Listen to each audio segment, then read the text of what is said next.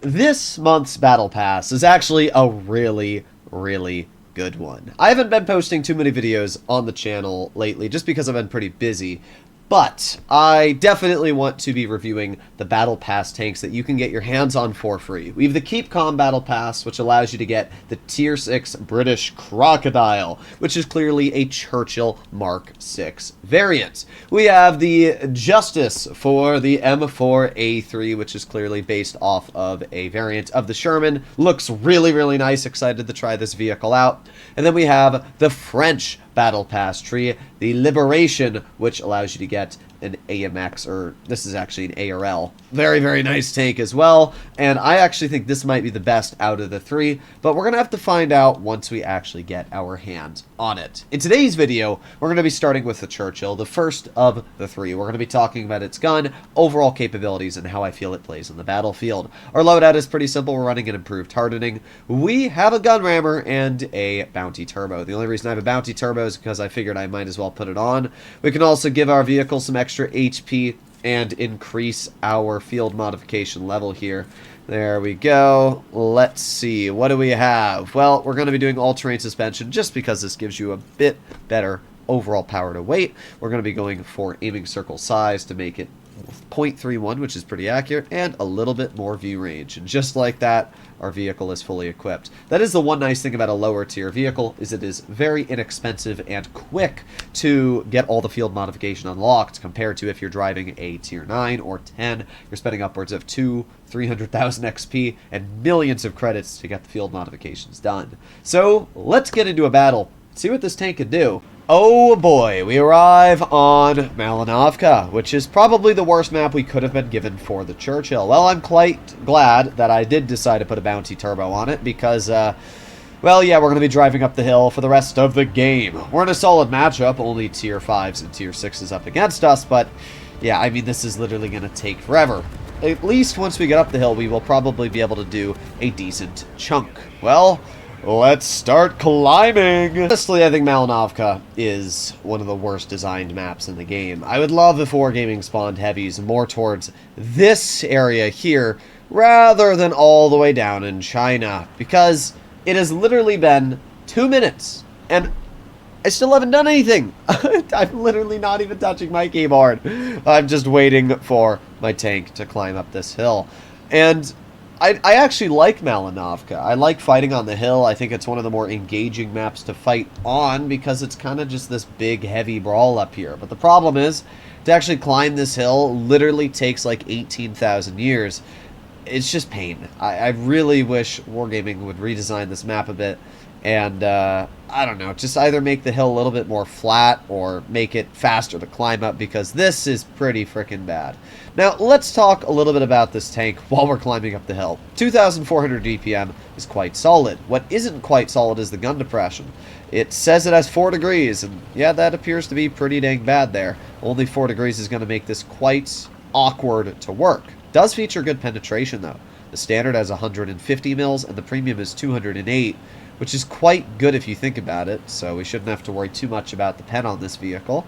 Looks like the T-34-85 is going to be running away, or not, I don't know. You'll notice how bad the gun depression is on this tank, though. I mean, we literally have to fully drive over the ridge to actually have shots on the T-34-85. And it looks like he is not struggling at all to cut through my armor, which is a little disappointing, I'm going to be honest. There you go.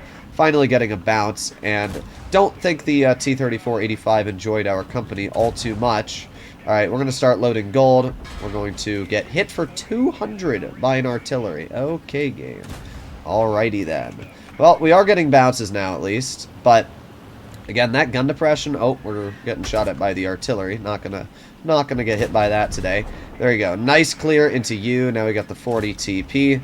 That one bounces, a little disappointing. We got the M6 in the distance. There you go. We actually see the enemy artillery. Alright, buddy boy. Let's see how fun this is for you. Oh, that didn't work out. Darn. Anyway, now let's start shooting this M6. With how much pen this thing has, we can literally just butter right through the M6 with our premium rounds. I mean, it's not even a struggle. We can see just how good this vehicle's pen is. There you go. M6 is indeed a goner. Let's start loading standard ammo. I don't think we need gold for the 40 TP. Wow, we're already up to 2,000 damage. Oh, there you go. Nice slap right into the 40 TP, and, well, he's dead. Well then, this tank is kind of insane in the gun department. That 2,400 DPM is not something to be messed with.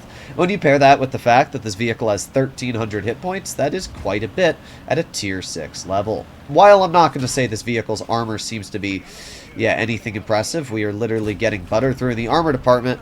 The gun is really dangerous, and the pen is absolutely fantastic, which has allowed us to easily deal with the majority of tanks that have been played in front of us. So, we got the ARL, he shoots me, but does not kill me, and then we managed to finish off the ARL by detecting him. We may only have 13 health left, but we are still alive, but, yeah, not great, not great. The only reason we didn't even get a shell into the Churchill, or not the Churchill, the ARL to begin with, is because we are really, really heavily damaged in the accuracy department. So, oh well. And our driver's dead. However, our dead driver really doesn't seem to be doing all too much to affect our vehicle, which is rather interesting. I think for now, I might just, well, I don't know. We got the enemy, we got a lot of enemy tanks off in the distance over here. Let's aim it on the Stug. Bonk. There you go. Easy clear into his tank. We are spotted. You know what, if the T-3480... Yeah, I was going to say, T-3485M was most definitely going to kill me. That was just gonna be the case. I can't really get all too mad, though. We did 2,440 damage. We assisted a decent amount. Look at that. We're getting this TD absolutely lit up from our assistance. There you go. So, we assisted over 600. That means we actually did just about 3,000 combined. Pretty solid results, if you ask me. And I would definitely say we were the major reason that hill was such an easy win. Well, taking a look at the post-game results, this was a pretty respectable game. We got 1,289 experience. We aced the vehicle. Not too bad of a result at all, and I really can't complain all too much. Plus, we netted 52,000 credits. I actually wanted to see what the armor looked like on this vehicle, and it's rather weird. It's good, but it's also bad. For example, the lower plate's 150, and the upper plate's 150. That's pretty solid, and same for the turret. Basically, all the frontal plates, apart from this middle one, which is about 130, are 150 thick. And if you angle the vehicle properly like this, you can actually get a 185 mils here, 180 here, and 170 on the sides. This is all really good, and you're going to get some decent bounces. And the turret can also be angled as well, as we can see, and the turret's going to be upwards of about 150. You can actually get some proper bounces on this vehicle if you know what you're doing. But there's one weakness which I don't think anybody can really do much to hide, and that is these track links. Look at this, 111 thick. If you're aiming at the Churchill Crocodile, just shoot it right in the track. Not only are you going to lock it in place, but you're also going to damage the vehicle in the process. That is really disappointing. You would have thought those would be stronger, but no, you can actually cut through the tracks completely, which is really disappointing. Which is weird because of how strong the sides are, but yeah, I mean, even at this angle, you can literally shoot it into the other track. That's pretty bad. So that's a big weakness. Also, the roof of the vehicle is really bad. It's 38 millimeters effective, and that's because it's 20 base. So basically, any type of gun you have in the game can overmatch the roof of this tank. There are definitely a lot of weaknesses going for the vehicle. The biggest one being 4 degrees of gun depression. I don't know why it only has 4. I gotta be real, the gun, crazy good. Very good penetration, solid DPM, very good accuracy. Mobility, not awful. I mean, it's got a decent power to weight. It is a British tank after all. But holy bad is this tank's weird weak spots. I mean, anybody that doesn't know where to aim, sure, they're going to struggle. But anybody that knows what I've just showcased, you're going to be cutting right through this tank any day of the week. So let's head into one more game, and we'll see how it holds up. Okay. Thank you so much, Wargaming. I love playing in my Tier 6s up against Tier 8s, oh yeah.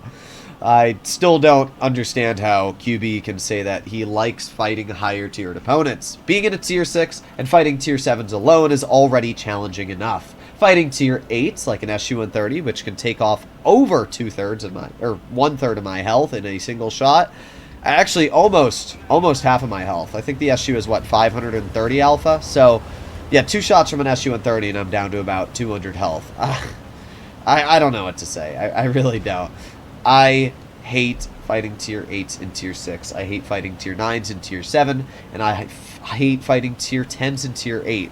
all of the above are very cringe, and they definitely take away from the enjoyment aspect. So we'll see what we're able to do here, but most likely I'm going to play over-aggressive, die in the first 2 minutes of the game, and that'll be my battle. Well, 18 years of driving later, we have indeed made it to the front line. We can see a Skoda T56 is moving up, quite aggressive. We also have the T20 who almost backed up into our view. Kind of hoping he does back up. Maybe we can get some damage out. However, I also don't want to be shot by a Skoda, so I don't know. I don't know about this. I mean, can we move this dead Type 59 up? No, not really. Not quickly, at least. That's going to take like 18 years. Alright, well, we'll see. I don't think the Skoda's going to poke it. No, he's not going to. Okay, well, I'm going to move up, and we're going to try and get behind the T20 if I can. We'll see if I can get some damage out into his tank. Come on. Come on, T20. Oh, boy. Oh, boy. This is pretty sussler. The only thing between me and death is a Skoda T56. That's it. The good news is at least that Skoda's there, so he is stopping them from rushing me. This is a classic World of Tanks battle here. I don't even know what to do. Like, if I was in a tier 8, I'd at least be able to do something, but because I'm in a tier 6, I just don't know what I can do in this type of result, if that makes sense. Oh, is our teammate going to do anything to stop the Skoda? No, and we get lit on fire. You're just going to sit there and not do anything? Oh, that makes sense. Okay. Thank you, bro. Well, that was fun. Let's angle it. Oh, he's firing HE. All right, well, let's just keep on angling. We got a bounce from you. We got that guy cleared. I don't know what the heck I'm looking at here. What is this? What is this gun this Churchill's shooting at? Like, what am I dealing with, bruh?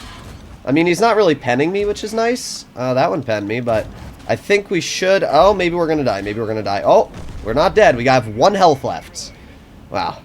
Oh, and we're dead now. We are indeed dead.